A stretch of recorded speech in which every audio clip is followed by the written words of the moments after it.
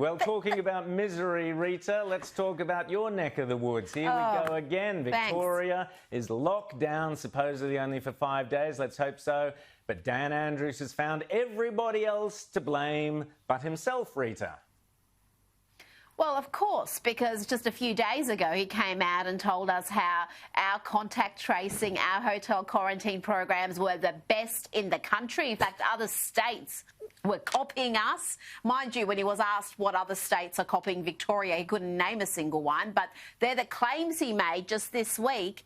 And then on Friday, we had the announcement that we're back into a lockdown. This is the strictest lockdown we've seen. Country Victoria, all of Victoria, all 6.5 million Victorians are under lockdown. Masks mandatory indoors and outdoors. You can be walking across a paddock in country Victoria in a place that hasn't had a single case in months, if ever, and you have to wear a mask. That is now the law.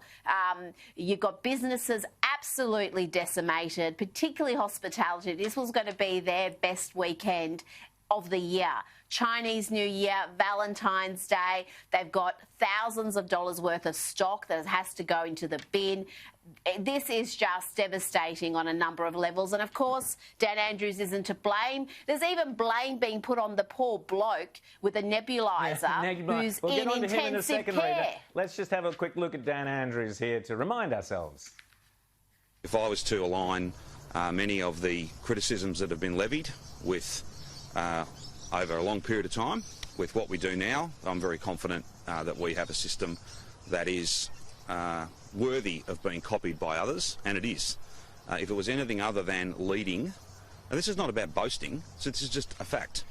If it was anything other than one of the best systems, the AMA over in WA were calling it the gold standard. They're not terms I use, but that's what they said.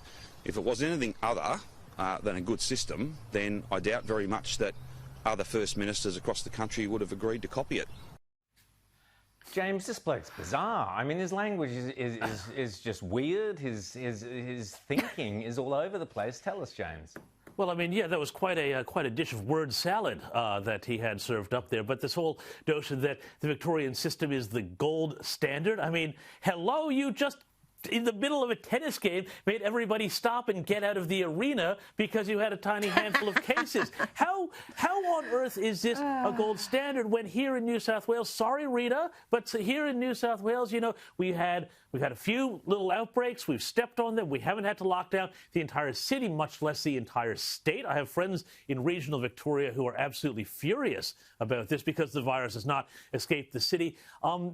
I am talking to people who are starting to say that maybe finally this is what breaks that sort of Stockholm Syndrome that we've seen with the Melbourne left. And they're starting to say, you know, we just can't keep doing this over and over again.